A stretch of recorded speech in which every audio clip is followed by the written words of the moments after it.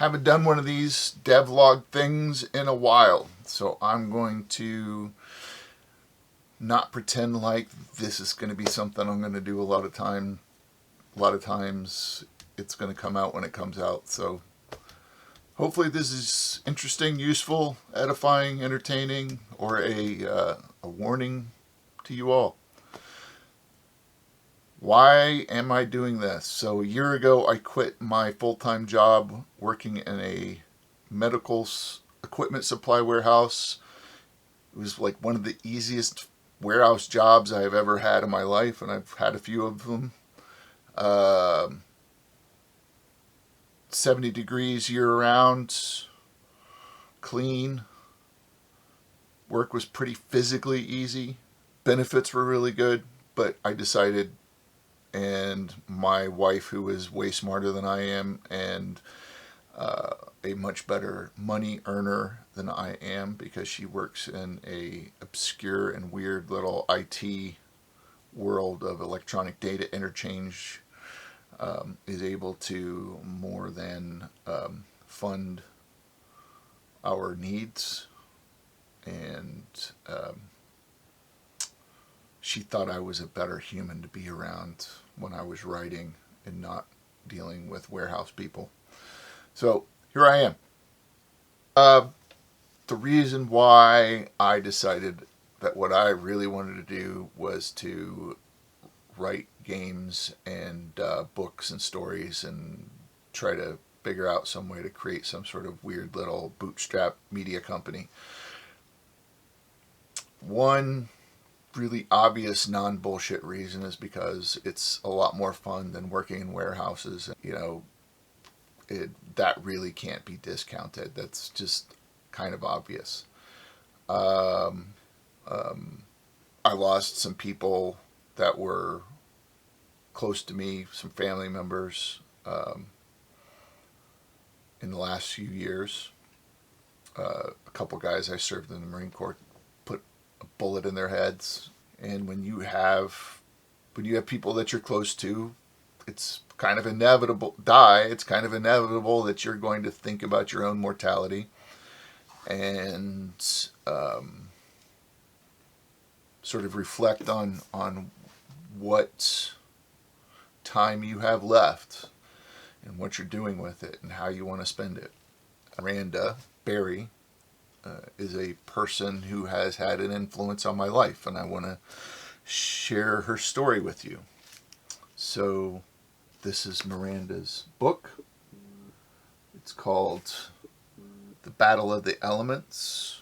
When I was working for a library book sale, just helping them sort books and get them ready for the book sale, make a little money for library programming. This was a book that I came across while sorting the books. And the front cover of the book was obviously something that a child had made. And I thought, oh, that's cool. Kid got a self-published book made. So I flipped the book over, and on the back of the book there is a 12-year-old girl with a big smile on her face, blue eyes, she's kind of skinny, and she is as bald as a cue ball because, well, I'll read the blurb. Hi, I am Miranda Berry. I am 11 years old, almost 12, and in the 6th grade. When I was 10, I was diagnosed with a rare childhood bone cancer called Ewing sarcoma. I went through radiation therapy, and I'm still undergoing chemotherapy. I have always loved to write stories and illustrate them. I like to write fantasy and horror stories. I often base a story on a picture in my head. I now have 22 stories. The Battle of the Elements was based on a game I played with my friends at recess in the 3rd grade. I hope to bring my stories to the next level and make movies. Maybe you'll hear about me in the future. She never had the opportunity to make movies. But she did what she could with the time that she had.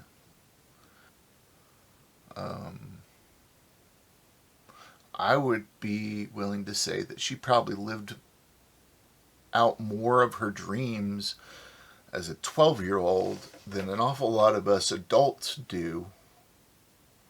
I think the lesson here, for at least for me, is it's a reminder that I'm going to die. And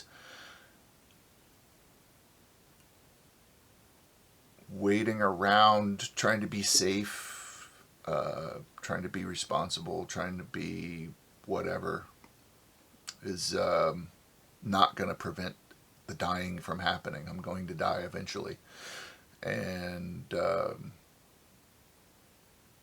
so writing and making things and sharing things on this channel with you is part of what I think remembering Miranda and honoring her life means. I've written about this before, talked about it before. When I was 19, I was a young Marine, and I was kind of very alienated. I'd kind of gone through my teenage years as being very different kid. Didn't ever really fit in anywhere. I had joined the Marine Corps. I had become an infantryman, gotten through all the training, and after about 4 or 5 months at my first unit, it was really clear that I didn't really belong there either, and I was going to be enduring another 3 years of what seemed like it was going to be extraordinarily miserable. And I was pretty sad and angry, and on a daily basis thinking about killing myself. A guy that I knew, that I had played some D&D with, was playing in a Vampire the Masquerade game, and I had only ever played D&D in Twilight 2000, I think, once, but I had played D&D a lot. And he was telling me about a game that he was involved in, and it sounded really cool, so I begged my way into that group, and I found my people. I found my friends. And that saved my life. And, games seem kind of trivial to some people. And in a lot of ways they are. We're not curing cancer or producing world peace. We're making life a little bit better for somebody, so that maybe when they get home from their terrible day job, or their kids are driving them crazy or something, that's something that I do or write or produce will make them feel a little bit better. Because Miranda died without having an opportunity to do this sort of thing, and I do. And it seems like a terrible waste not to take the opportunity to do it. Maybe something I do, maybe something I write, maybe something I create will make somebody's day a little bit better. Maybe not a lot better, but enough to get them through the day. There's a poem that I keep over here on the wall. I'm going to read it to wrap up. It's by Emily Dickinson. If I can stop one heart from breaking.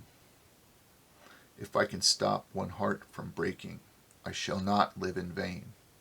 If I can ease one life that's aching, or cool one pain, or help one fainting robin unto his nest again, I shall not live in vain. That's it.